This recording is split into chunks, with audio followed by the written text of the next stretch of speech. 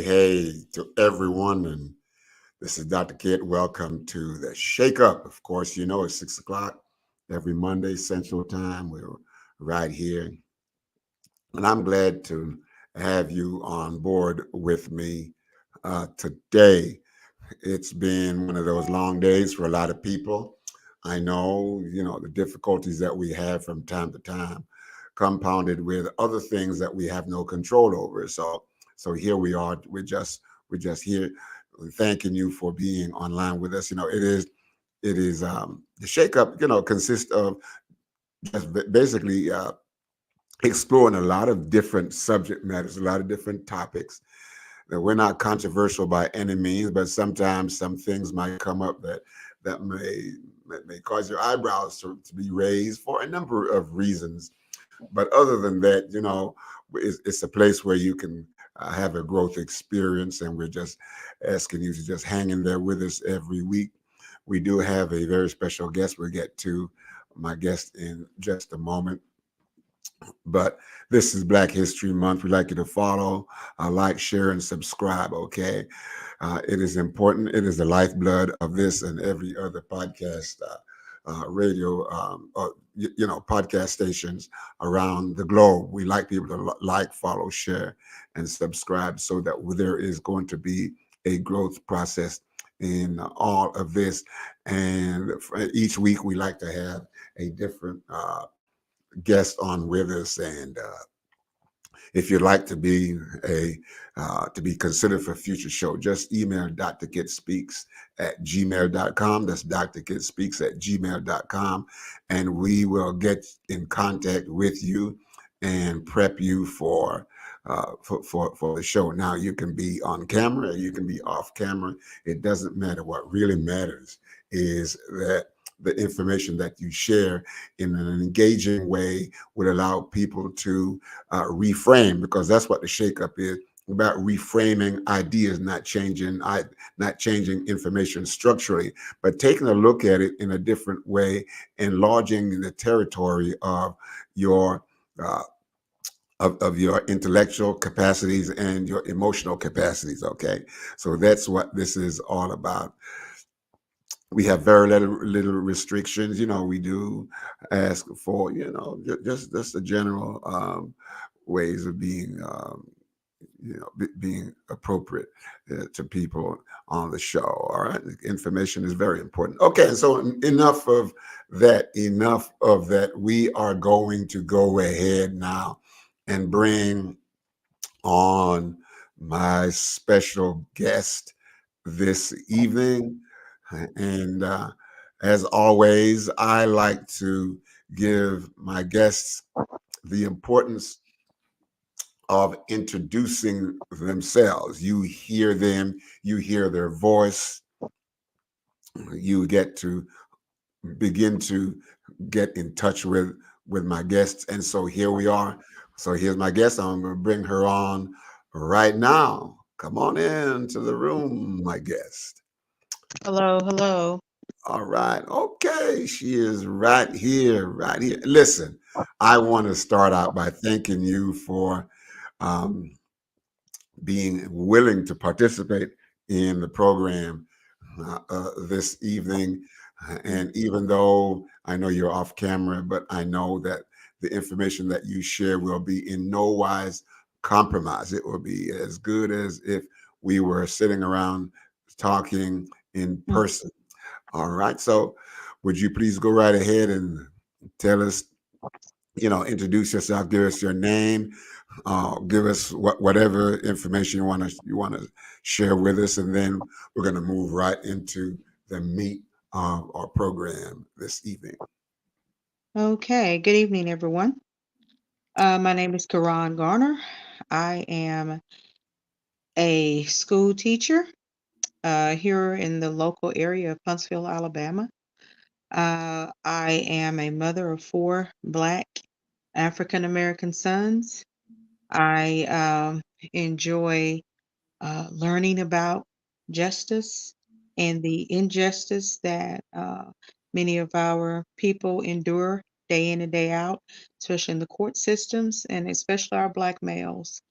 And It is one of my favorite topics uh, that probably I ever talk about is our justice system. And hey, I just want to thank Brother Francis for inviting me here for this opportunity in this moment and his son.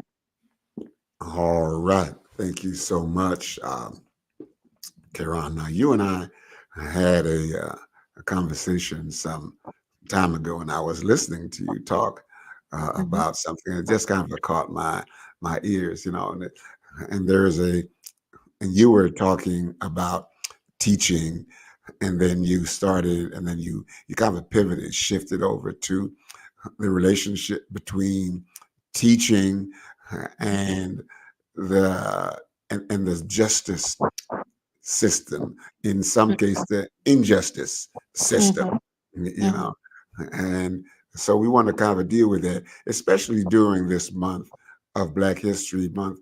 And I think there is something that I'm tending to get away from, because we should not have, and we've had this, but I'm going to put my piece in there.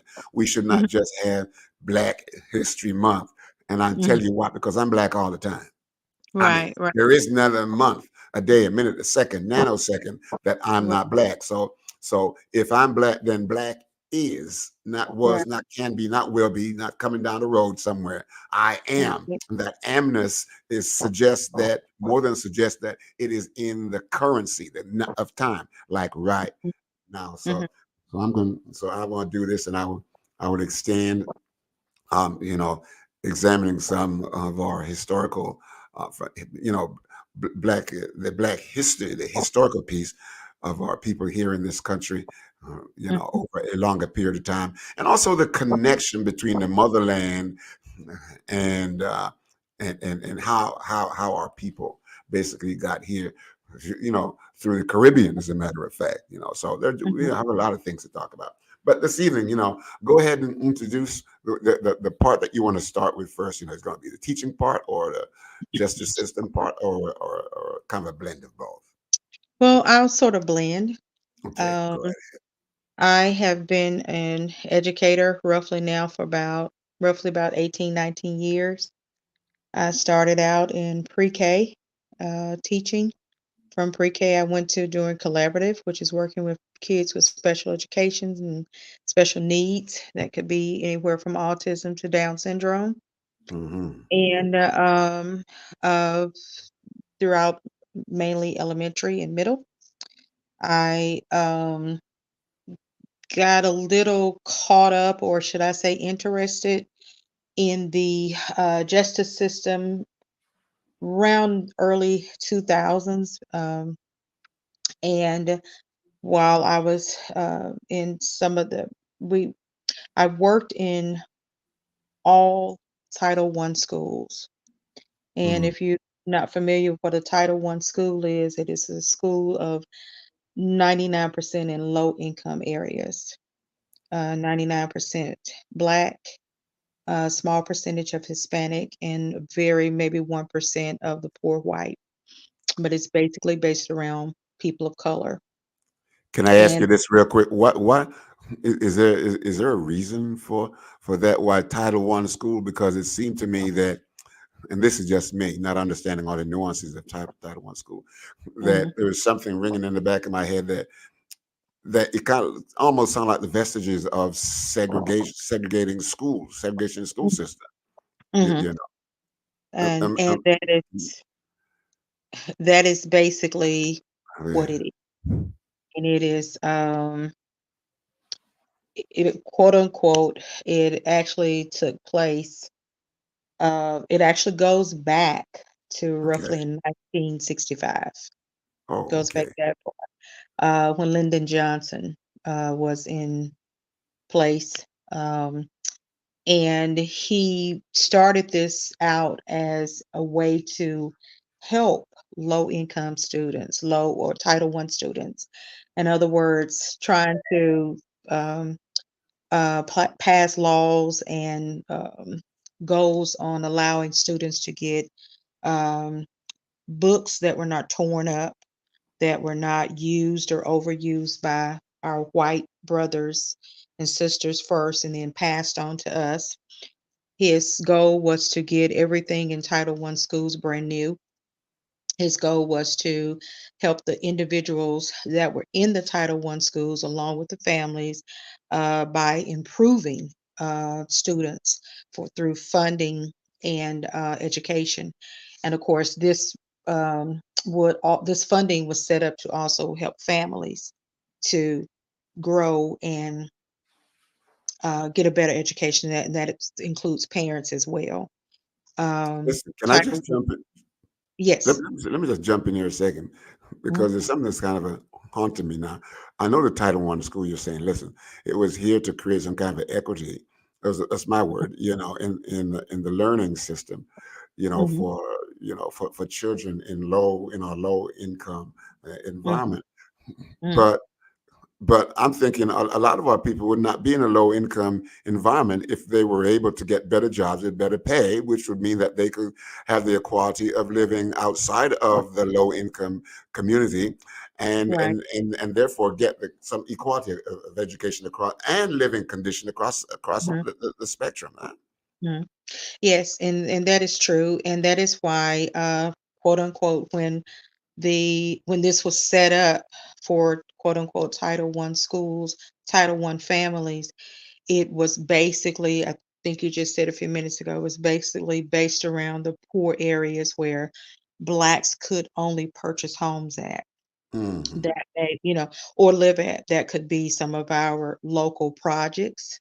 That could be some of our very low income areas, if I may say, here in Huntsville. That would include Meadow Hills, off of Blue Spring. That would include different areas, Maston Lake, Winchester Road.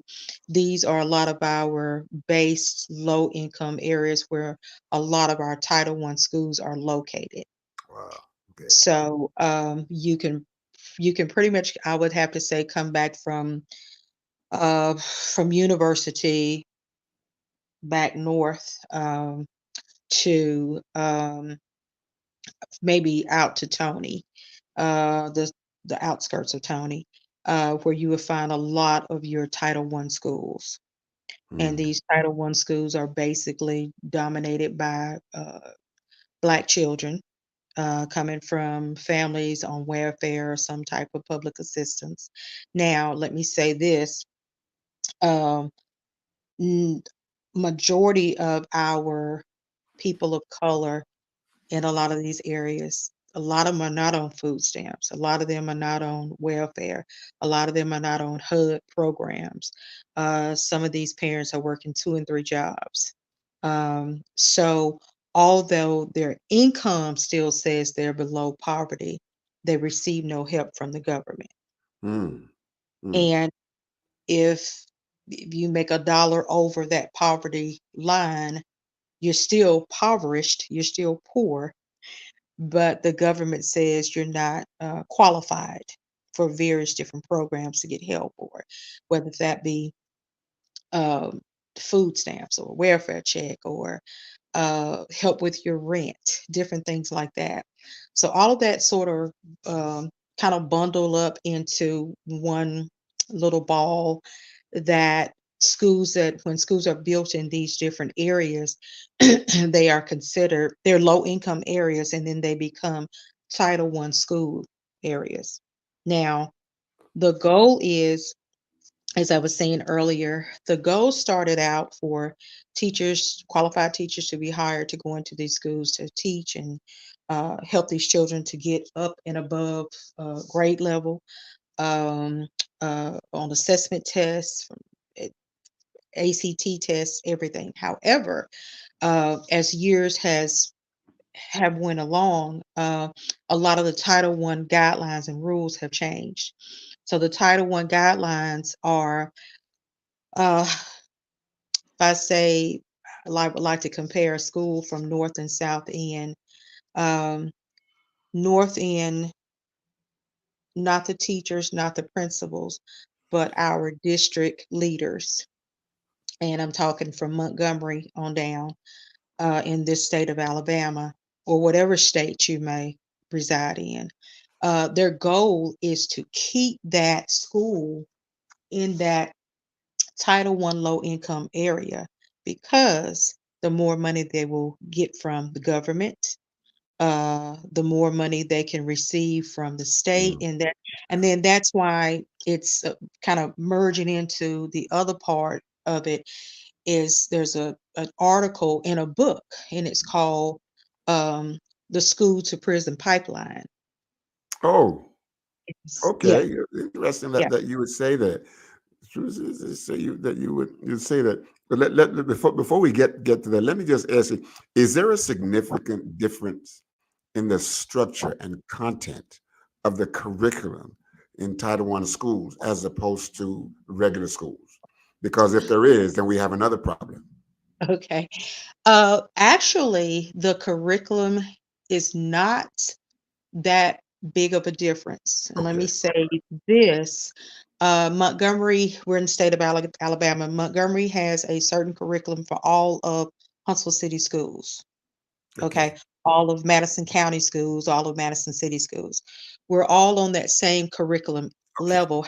However, um, when you go into the schools, because of what's given, if I'm again, I'm trying to be a little careful on some things I'm saying because let's say if we look at the examples of some of our high schools here in Huntsville, we have a large, big, beautiful campus here on Pulaski that Hmm. mainly houses our blacks for school, some Hispanics and a few whites.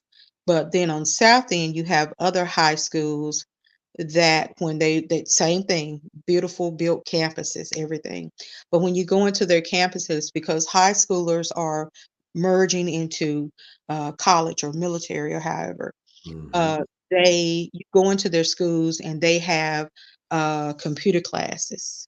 They have um, technology courses in the high school that can transfer you on into college. Okay. And we're talking about South End. They have different things, real estate classes.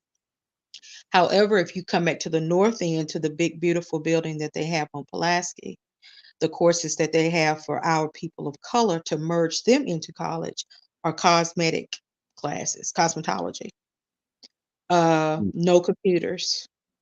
So they don't have an option to be an electrician or computer technology or any type of different things like that. So there's a difference in what's given to the schools. Um, so the curriculum is the same, but the information given to the schools are different. See, it might be the same, but it seemed like when you compare the north and south side of the city, it seemed like there is an inequity Mm, in the availability of certain types of information. And when you do that, if there's certain type of information with the availability or the unavailability of certain types of information, it will then frame the person's future going forward correct. educationally. And when it frames that, it frames their social construct of themselves, and it frames their Mm, behavior, and it frames where they can or cannot go, and their mm, and their economic power. correct. It does. Hmm. So Yes, what and would that's happen? exact. Go Go ahead. on. No. Well, so exactly the setup. In other words, we will teach our African American children to go and work in a beauty shop or teach them how to braid hair, different things like that. Where we have another school here that's some miles over. We're going to teach them to be computer techs. We're going to teach them to be, not to be not even an electrician, but to be own your own electrical company. Uh, Yeah. so Yeah. that's what I'm saying. The curriculum has to be the same. The curriculum cannot be any different. It's just distributed to the students in a different way, depending Oh, on. Yes. okay. Hmm. So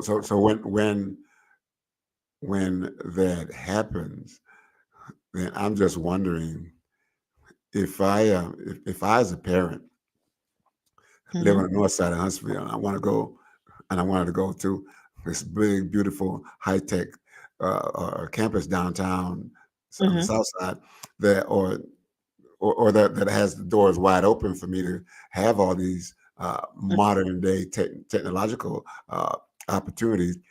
Mhm. Uh, can I can I drive my child down to that school, or can I get bus my child down to that school? Are there some zoning restrictions that's going on here? Well, yes, the zoning restrictions, of course, are going to come into place. Hmm. Uh, and the first thing you do is in any school system, they do not take your word for where you live. You have to walk in with a utility bill or a rent receipt or a mortgage paper that shows your present address. So if I see that your address is on Maston Lake, you know, 2300 Maston Lake, then no, you cannot come down to Whitesburg Drive and get into one of our schools because you're not even zoned for this area. So now the big nice school that's on Pulaski, it used to be located on Winchester. So when they rezoned the schools roughly about 5, 6 years ago, they brought that school out of the backside of Winchester onto Pulaski so they could rezone and send from University Drive back north to that particular school. And the vice versa, the ones on the other side would either end up at the other prominent high schools where the doctor's children's go and the judge's children and the police chief's children may attend, things like that. Um, and when they did this setup, another thing that we have to recognize is in our Black schools, we have more police officers. It's no longer a just a principal or a simple security guard. Now, Huntsville Police Department, through our school system, and other states do the same thing. They are hired to come into minority schools. And this right here is how we start from school to prison. So Mm. back into elementary, you have the officers that come in and a child gets into a fight. Um, they're no longer majority of the minority, especially if you're a minority male. You can be 8, 9, 10 years old, and you can, let's say, threaten a teacher. You're no longer really sent to the office, or you're no longer sent to discipline, your parent contacted. You are now taken into the juvenile system, which is the D home. Uh, Hmm. you enter the D home, then they get all type of information on you. And what it does, as I tell people sometime, they are helping you to set up your resume. And What do you mean by that? Set up your resume. Like, what do you mean by that? Can you clarify set up that? criminal resume. Okay, gotcha. Yeah. Yeah. And in the midst of that, it starts to where when you get 15 and 16 and you become a problem in the school system, then a judge pulls your records if you're arrested for something as simple as, because, there have been cases where children have been arrested for screaming at a teacher. And we know that our school system is not the best, especially with the violence and different things that are going on. However, we have children of color, especially males, that are often more than likely to be arrested uh, for things that don't amount to much of anything. Okay. Mm. And so when they get to be 15 and 16, then the system will turn around. And if that child is failing, I mean, he or she is making low grades. If they are a disturbance to the classroom or to the school, then the next step is for the school to put them out. They're 15, 16. In Alabama, it's 16, they can put them out. Um, and then I mean, what can a 16-year-old do without an education? Put them out to do what exactly? That's it. Ex Yeah. ex Yeah, exactly. Yeah. They are expelled from the school.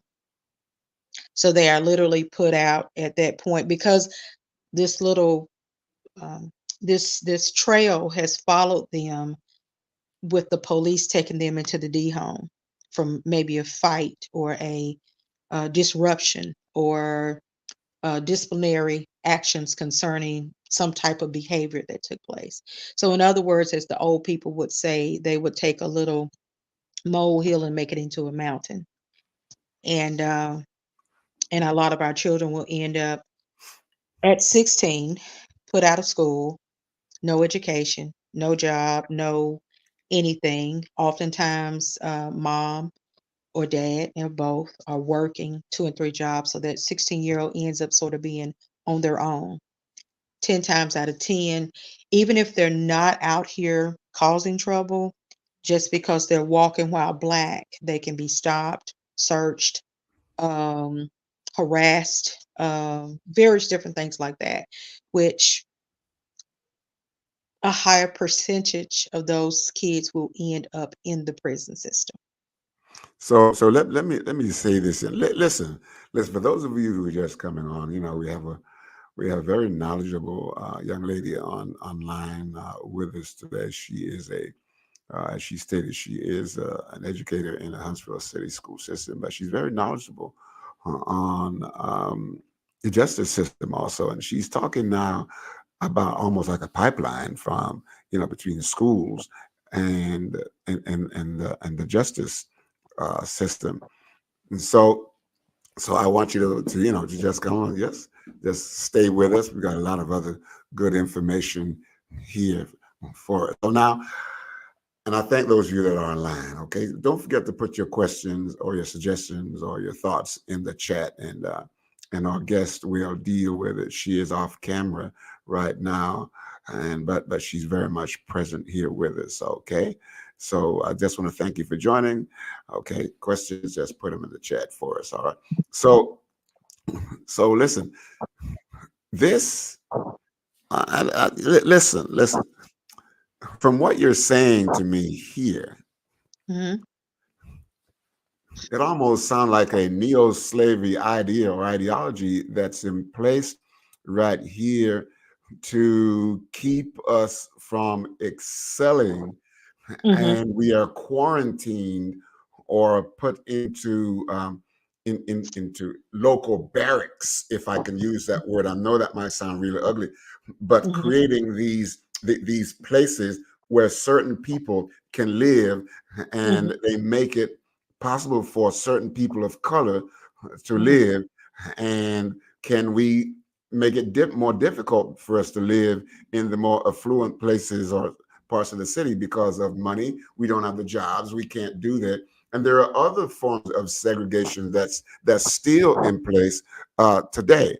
Very mhm, subtle, very subtle form. And there's something in my mind that's making me think that the title is, this Title I school system is a form of mhm, segregation because mhm. of, even though you're saying that the curriculum is the same, but the distribution of the Right. curriculum is different. And Yes. also the other piece that's catching, and then I'll say this, and I'll let you take it and run. Mm. You know that, and I'm going to use a strong word here. Yes. Yes. When they deploy Mhm, Huntsville City or out in the city, HPD, when they deploy them, there is a certain sense of there is something wrong with me while the police are here, while they yeah, looking at me, and that taps into their own sense of who they are, their worth of themselves. And of mm, course, we know the presence of the police and the expectation of why they're in the school system begin to clash, and it mhm, becomes a very disruptive kind of biopsychosocial and emotional growth. And so it's likely for them to take the downward path, and it's also likely for the school teachers to have low expectations of these children. And so because the kids get frustrated and mhm, act out their frustration, then they get punished. mhm, mhm, And mhm, they get punished. They get sent to the D home.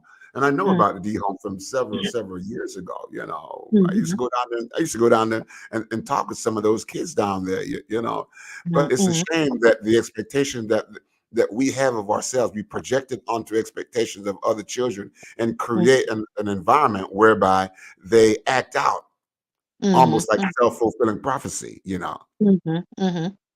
And that's what you're saying is really bottom line of what it is. Is actually uh, a redecorated present in a box of the Jim Crow laws.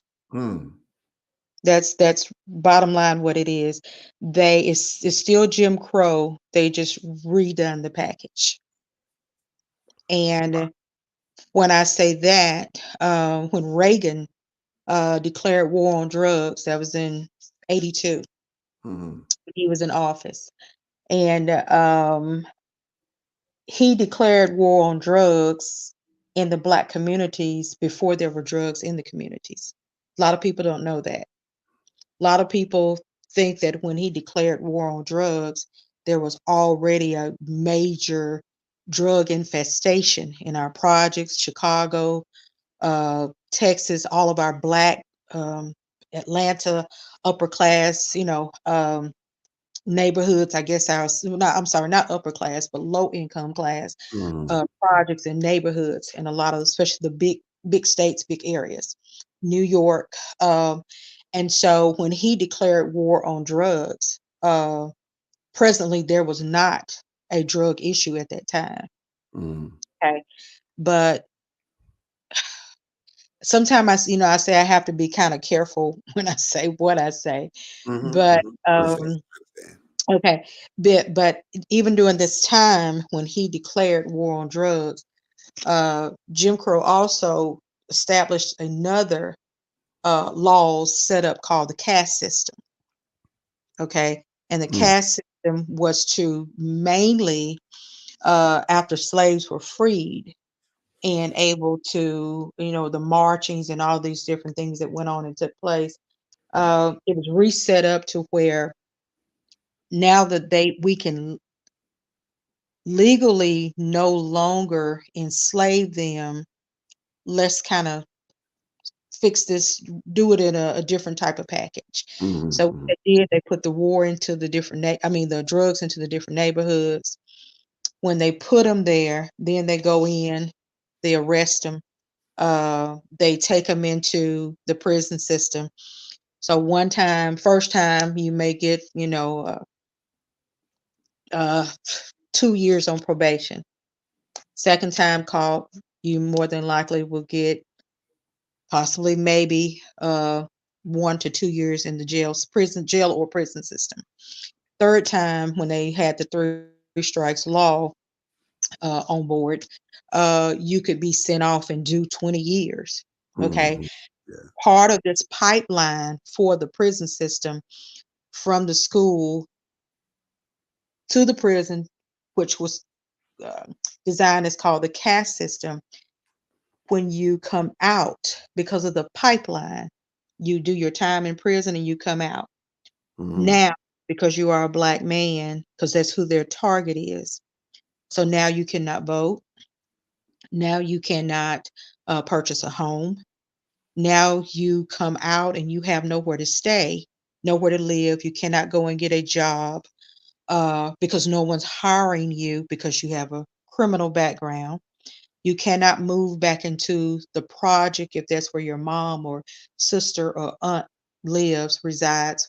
If you move into the project and the government finds out you're there, then the whole family gets kicked out. Uh, mhm.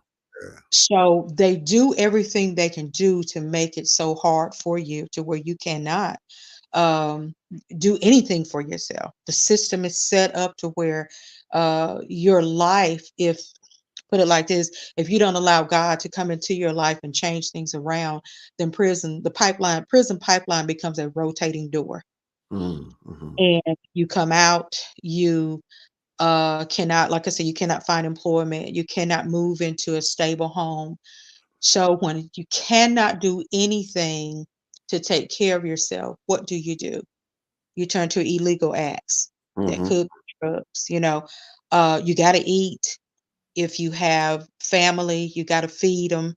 these are things that you have to do. And so the system, they call it the caste system because it's a system that is just constantly repeating itself over and over and Over. over.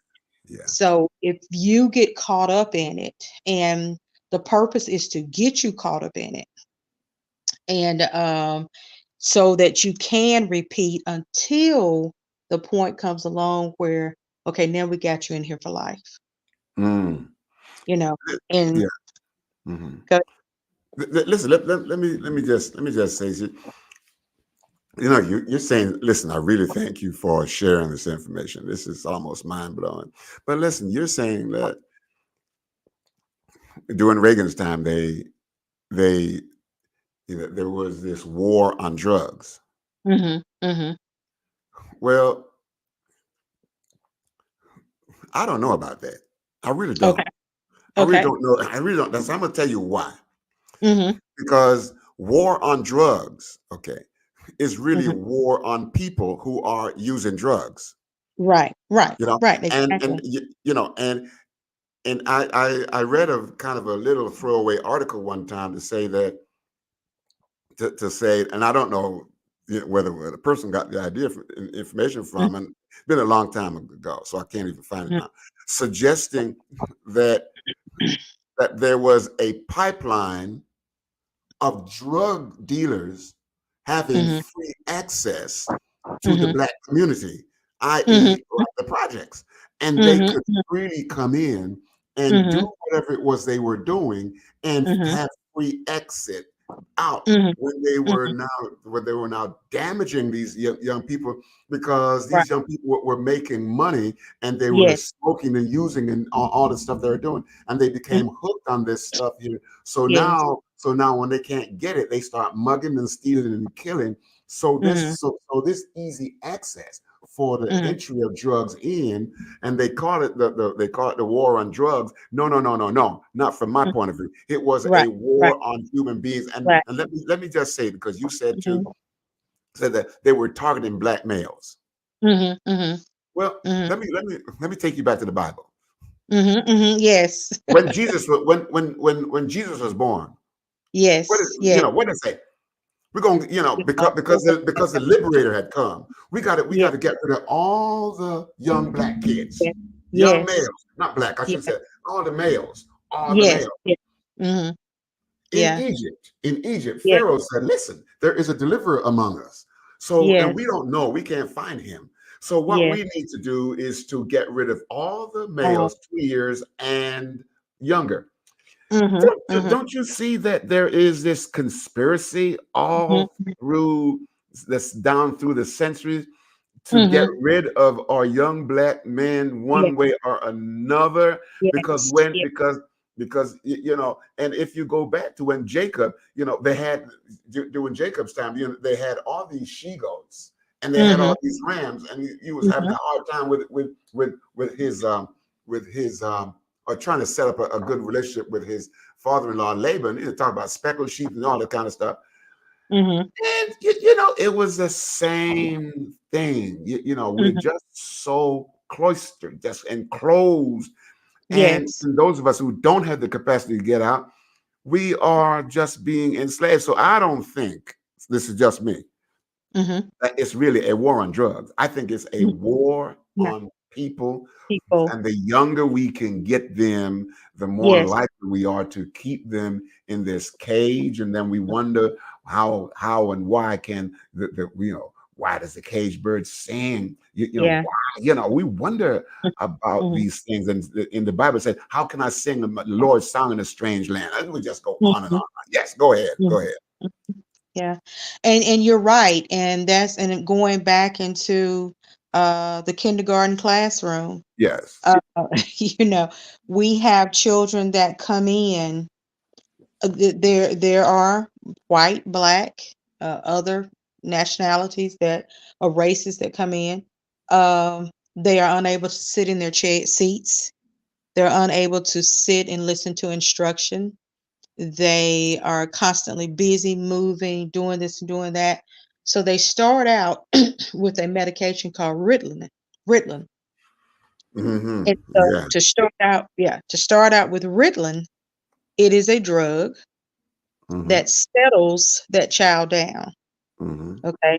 Now, because the child has been settled down, they're not necessarily learning anything because now they're just a little zombie. Right. Uh, they're just sitting there. They're learning nothing. They're doing nothing. So, this medication that started out most of the time in kindergarten will continue along with this child throughout his years of Right. schooling. Right. Okay. Hmm. That drug begins as they get older. Uh, because of how the system is set up, mom is taking the child into the doctor to see the doctor. No harm meant, but majority of the time that doctor is a Caucasian doctor. So the doctor recommends, well, since this is no longer working, we're going to put him on something else or her on something else, or we're going to up the dose, or Up the we're going to dosage. Right. do Yeah. that. And so as time goes on, this child has been on drugs since he was 6 years old, or she Right. was 6 years old. Right. So at some point in time, those drugs are no longer doing what needs to be done to settle him or her down. So as they become teenagers, they look for something more and more and more. And Hmm. it's like I said, it's just a system that's set up to get you here. And then if it's not Ritalin, then we can subject you to special education classes. We can subject you to IEPs, which basically states that you have an issue with reading or understanding information. You end up in special education classrooms. Um, and then you end up graduating with maybe a certificate, not a diploma. There's Hmm. not a lot you can do with a certificate. Right. And so all of this stuff, it is, I think for some people, it would probably blow their mind to realize oh gosh, how I want to say this, to Go realize, to ahead. figure out the recipe Oh, that's okay. been put together for Black people, especially our Black males. Mm. And so when people say, well, he's in and out of jail, he's doing this, he's doing that. I'm not saying that we don't have our own minds, that we cannot make our own decisions. But for some people in the project, some people in low income areas, if those are the only four walls that they see, most of the time they see no doorway out. Mm. So I cannot Mm. see a doorway out. I keep falling and falling and falling back into same pattern over and over and over and over. So the system uses that for me to either three things: lock me up for life. Uh, if I'm locked up for a few years, I may come back out gay, liking men liking men, or woman liking a woman. And then Mhm. the third part is they end up 6 feet underground. Mm. Either way it go, either way it will go, the entire system is set up to bring that individual, boy or girl, mainly people of color, um, into some type of system.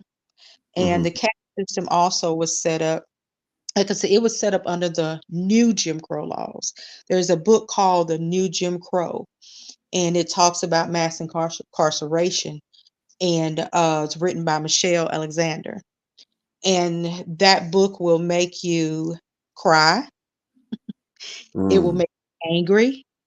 It will make you think, how could a set of people be so evil to set up a system to make sure this set over here does not succeed in nothing.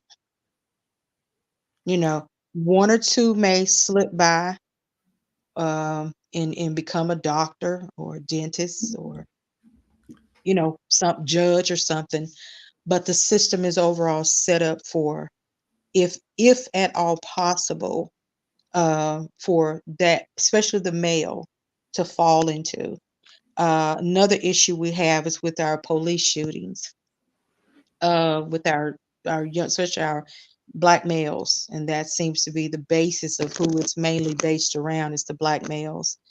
You will never see. Well, let me rephrase that. One in a million. We'll say what is his name? George Floyd situation Mm. because the man murdered on public TV. Um, you will rarely ever see a police officer convicted of shooting a person of color, whether they have a gun or do not have a gun, weapon or no weapon, because we still, again, we have new Jim Crow laws. So those Jim Crow laws still say that a slave patrol, which is now a police officer, um, will never be convicted of killing a person of color, especially not a black male. Now to today, we have some laws, and one or two black people may slip through and get some type of justice. But 99% of the time, it'll never happen because it's just we have to realize police are not new. They come from slave patrol. They were hired doing when the prisoners were freed as slave patrols to go back and rearrest the free slaves. So when they Mm. rearrested them, they could be arrested for spitting on the street. They could be arrested for a white person walking down the street and them not stepping aside and letting them by. They could even be arrested for eating vanilla ice cream because it was white. Are you serious? Yes, you need to look that up. You need to Wow. research that. You I need didn't. to research that. Now, the first two you said was I was familiar with that, but Mhm, mhm. I was not familiar with the vanilla Yeah, ice cream thing, But yeah, let me because just go ahead. no, go on. I'll get to my stuff. Go on. Oh, I was just gonna say that, because ice cream was white, Hmm. uh, they did not feel like people of color should eat vanilla ice cream. And then a black gentleman, I don't have his name in my head right now, that's how butter pecan was designed, was made, because we could not eat vanilla ice they could not eat vanilla ice cream during that Wow, time, so they made butter pecan. butter pecan. That's my favorite Yeah, ice cream right there. yeah. I love butter pecan. So Ah! that was made by a black man. Of course, a white man took credit for it, but it was made by a black man, and a um. But yeah, the bottom line is that's how these are the things that they were arrested for, and when they were arrested, they were sent back to their slave owners. So the Mhm, police are called slave patrols. Now they're called police officers. mhm. So, but the laws are still on the line, on the board, there on the books. Okay. Can I just say this here Mhm, that just listening to you, it's making sense, to me that the way or the reason, a part of the reason why, black people are still treated the way that we're treated, mhm, it's because of society's perceived and mhm, acted out value of what mhm, of black people mhm, perceive, which is not mhm, necessarily true, acted mhm, out mhm, based on their perception, and they treat us the way they do. And I'm not saying that this is the way all black people do it. right. Okay, I'm not saying uh, Mhm, um, I'm not saying that this is it, but there is in my mind a kind of a questioning uh, decision that's saying, that the way that we are perceived, mhm, like I remember when I bought this car, first I bought this car, and I was washing that thing every day, almost like 2 or 3 times mhm, a week.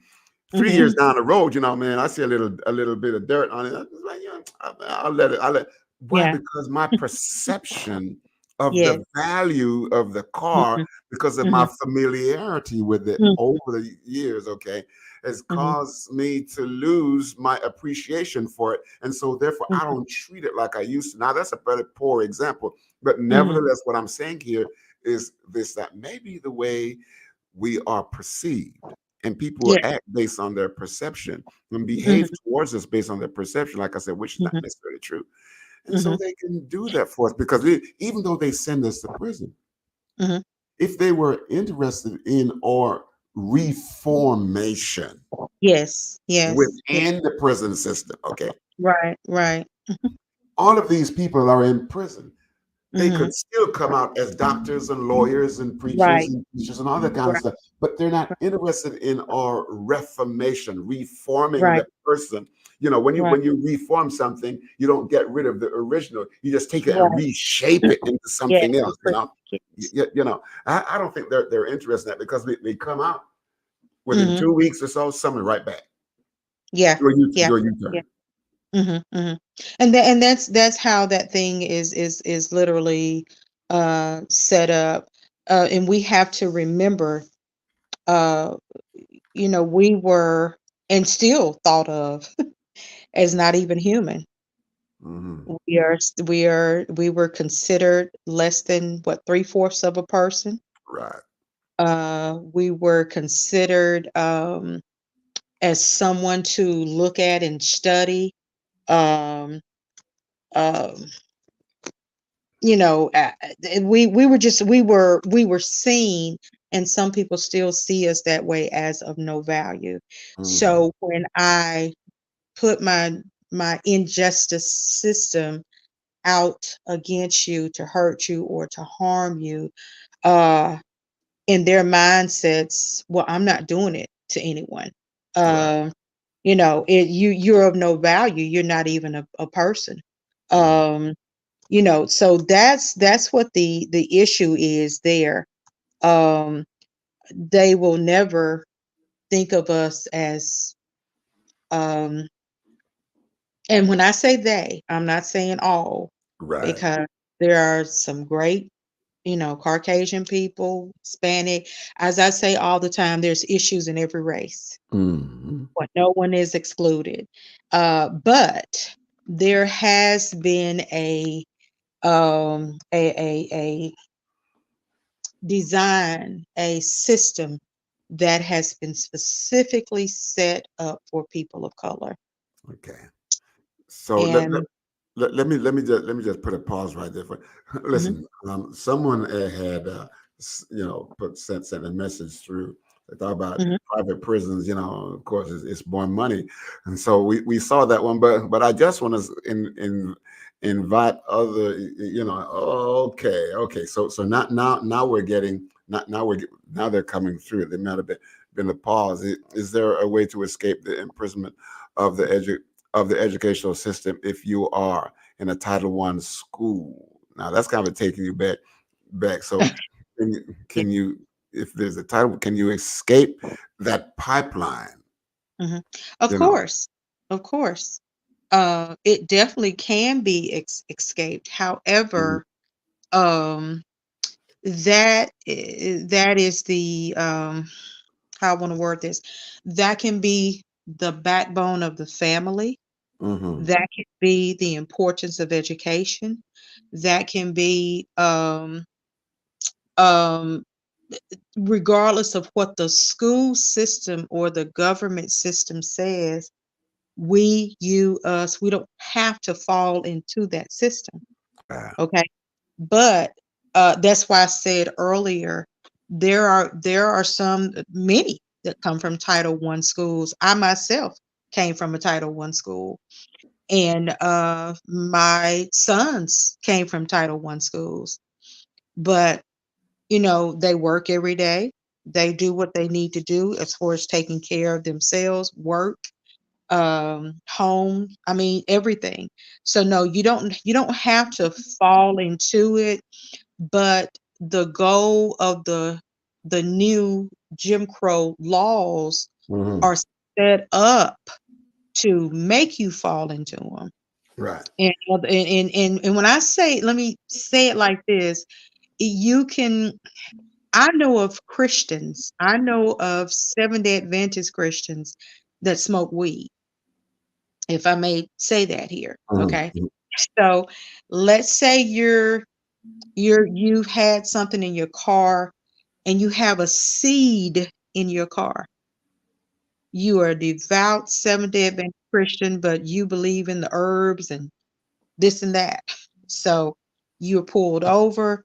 That seed can get you charged and can get you taken in. Mm, mm-hmm, Okay. mm-hmm. So, and that man could be a doctor or that woman could be a doctor that may have something like that, in their car or on them or. But we definitely do not have to be a part of that pipeline Okay. because we as people, we can make better choices. Um, Even sometimes if you have to struggle to get to where you're going.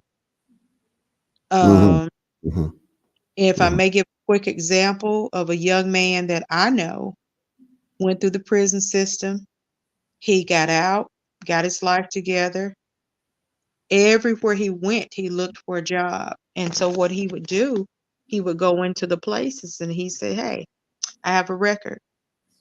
I've been in trouble so many years ago, but this is how I've changed my life." Some people would turn him down, but he kept going and going and going. He ended up with a great job. So just because you made a mistake, that doesn't mean that you have to continue to travel down Right. uh, that pipeline. You Mm-hmm. know, it can be turned around, and of course, me being the way I am, if you turn it over to God, He'll definitely turn it around. Turn it around. Right. Right. Listen, there was a there's there was okay, it coming from Tracy Williams. There are some high performing Title I schools. It's the culture, climate, and expectations that makes the difference. How would you respond to that? There are some high performing Title I schools. I agree with that. And true, the culture, climate, and expectations can make a difference. Okay. And a lot of times they do. I worked under a principal some years ago in a Title I school. And when you walked into her building, you had to come in professional. You had to be professional. You had to teach professionally because regardless of what the people said, we were going to do our job. We were going to teach our children and give them an education. So of course, yes, the culture can make a difference, the experiences, but if you a good leader, and she was an awesome leader, Hmm. uh, she turned that school around, and I was under her and watched her do that. So no, just because you have a name doesn't mean you have to fall into that name. Right. Some of the things you're saying reminds me of, and I watch. This is one of my favorite movies, and I know it's a movie. It was based. They say it was based on, from truism. It was Mhm. called Lean on Me. You ever watch Oh that yeah, movie? yes, yes, yes. Isn't that- but listen, even it was fiction, but I think the whole idea of, and I'm not saying that you needed to be as boisterous and as Mhm, far out, as Mr. Clark was, mhm, but mhm. but but the fact is that it can be done if we use the right techniques to get in touch with the kids. And here again, he did it in such a way Yes. that he validated the kids for who they are, not for what Mhm. they can do, or for what Right, they have done, which is one of the right. things you said, earlier on. So I think that was important. Let me go quick, and I'll Mhm, throw a couple of things at you. Somebody talked about collective bargaining, the mhm, power of collective bargaining. But mhm. what power do we have? Well, because I have to come from a perspective of Christian. Number one, we Okay. have God. Number one, we have God. Right. Number two, we have the power now to vote. Right. Uh, our ancestors were killed, hung. They fought for us to have the rights that we have now. I can go Mm, through the front door of a school and get an education. I can choose to get the education or reject it. So I can also choose to, regardless of my background. make better decisions. Hmm. Um, there are so many positive things that we can choose to do to turn this thing around. You don't have to fall into what mama or granddaddy or great granddaddy or great grandmama did. You can be the one to break the chain. Hmm. You can be the one to go the different route. Right. So there are many things that we can do. And I know a lot of people talk about go to the polls and vote.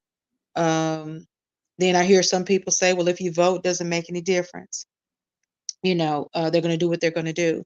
But we have that opportunity now to make a change. We can voice our opinions. We can march. We can uh, write letters. We can it's so many different things that we can do um, that some of us do not do. Some of us may not know how to do, and some of us fear doing. Okay. So listen, Karen, I really do thank you. I don't want to keep you much longer, but there's a kind of a two-part question here, kind of the blending together. And I want to thank those of you. Okay, we're talking about the correlation between the school board and the justice system. That's what we're talking about. I have a wonderful, very knowledgeable guest with us this evening.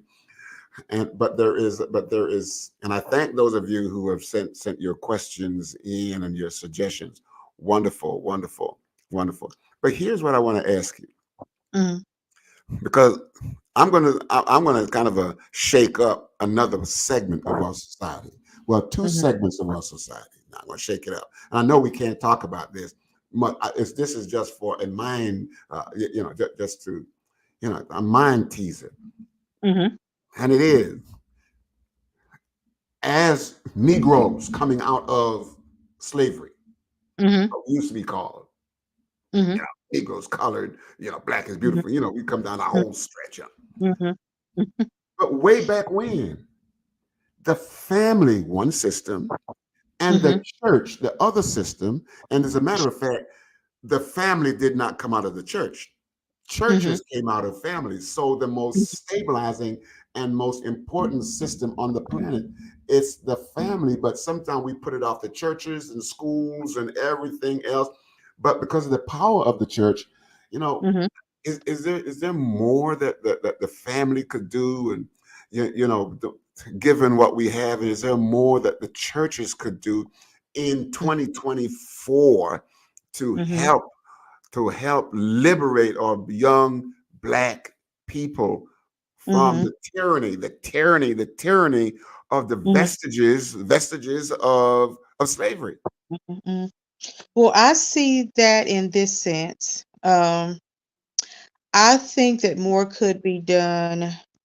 First of all, our black men have to be, and I'm saying a man because Hmm. uh a lot of their childhood is over, school years, whatever.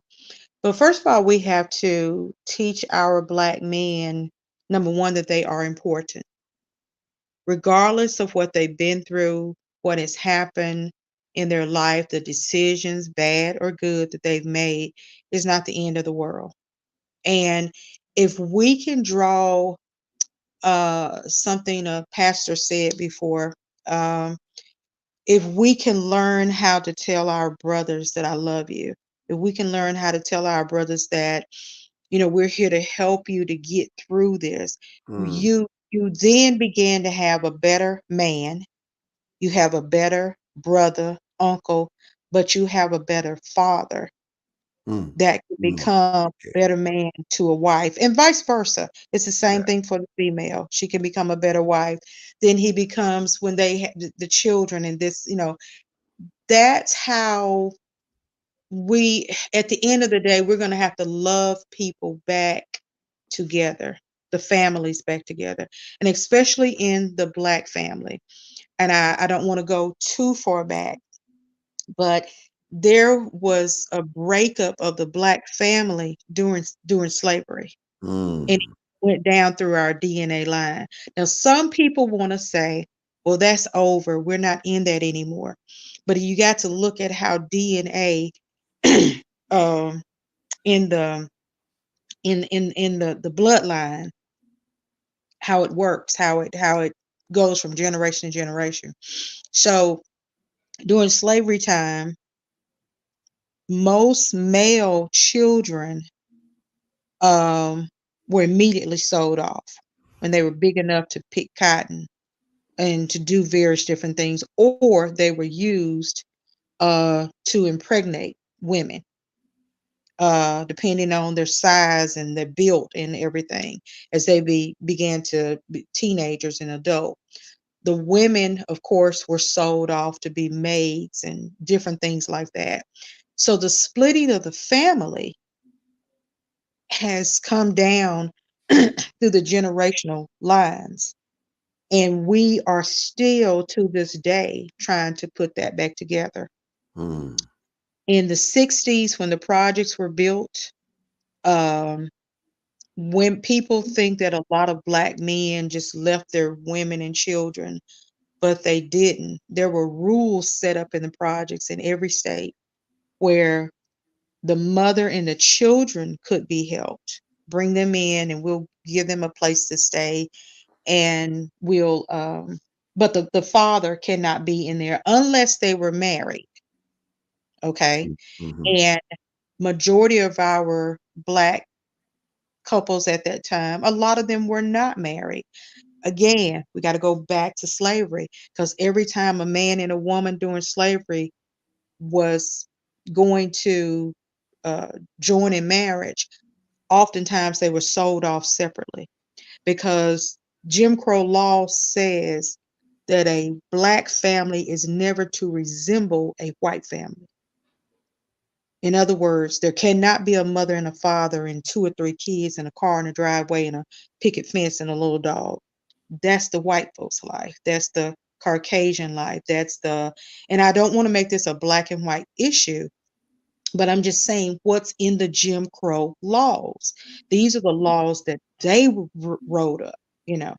And so families were split apart, and so we're still coming down through that line where now, I even within the church, I see more young mothers and fathers married together, raising their families and things or whatever. But to me, the first thing is letting that male and female know they are important, they are loved. What can we do to help? Having classes, having courses on they used to do parenting classes years ago. I don't even hear much of that anymore. But if churches would do parenting classes, even how to parent separately, you know, if you're mm-hmm, not together, right. co-parenting, as they say, Mm-hmm, I for my opinion, that's how I think a lot of uh, things can take place. A lot of wounds have got to be healed, because so many of our black men, not excluding women, but a lot of our black men are broken. yeah. So all they know to do is break someone else, Mm, because I'm broken. You right. know, uh, when I shoot you, I'm shooting me because I don't love me. So when I kill you, I'm killing me, because Mm, that's what's been put in me and over the years. And so we got to let them know that I tell my sons all the time, every day, you are somebody, you are important, you are a king of the king. You're the king's child. mm-hmm, You're mm-hmm, not anybody. And so we got to put that I'm looking for a certain word, but um, just letting them know that they are important. They are someone. They're mm-hmm, somebody. mm-hmm. Yeah. Hey, listen, Sister Karen, man, listen, this has been an amazing time here with you. Amazing time, Listen, if you those of you that are still on, if you just want to put something in the chat to, just to tell, Sister Karen, how how you appreciate everything that she said. Karen, you shared a whole lot of, detailed, heavy duty information here, about Jim Crow laws and everything else, and Mhm, slavery and so on and so forth, neo mhm, slavery. Yeah, mhm. it's a lot, and so I just want to thank you. I really do want to thank you. And like I said, even though, even though uh, we're just about to end Okay. um, the Black History Month, Mhm. I think what I'd like to do somewhere down the road is maybe get like a panel of three people, one coming from the educational point, other one coming from a family point of view, and Mhm. the other one coming from the church point of view, and kind of to Mhm. see how having three people on at the same time, how we can begin to find ways to create a new systemic approach towards the healing and the binding up of the broken hearts and minds and the fractures and the decimation of our Black individuals and Mhm. families and our social system. I think I Mhm. might do that, and when we do, I'm going to I want to bring you back on again as one of the participants, and education. Very informative. Thank you, Ellen G. Very informative. I thank you for that. Tracy Williams, great content as always. All right. So thank you again. And of course, that was not my content. They're talking about your content. I want to give you, I want to, Right. give Praise you, God. the validation because you brought that, and I really appreciate it. So thank you again. Thank you again. Mhm. Don't run away. We're going to keep you in the back room there for a moment. Just say a couple of things Mhm. to you. But Okay. thank you. Okay, and there you have it, my friends. Those of you who've been listening, watching, and sharing your comments with us. We really enjoy having you on every week. And again, we want some of you out there that's sharing and asking. Listen, some of y'all out there asking these amazing questions, you just need to call. You just need to get in touch with drkidspeaks@gmail.com and come on and share some of that stuff so that people can get to see you and know you and get into a deeper meaning of your contribution to this. Okay, so to be considered as a future guest on the show, go to drkidspeaks@gmail.com. My team will get you on here in a minute, and you listen. We'll take what you got. We'll take what you got. And those of you, as always, please like it. What else you got to do? Come on, tell me now. You got to like it. You got to follow, share, subscribe. It's just like if your favorite football team was playing, you want to tell everybody, like it, share, follow, and subscribe. Okay, so just do that. Thanks very much again, and I'll see you next week. I appreciate you. Tell somebody, bring somebody with you, and I'll see you on next week. Blessings on you. Bye bye.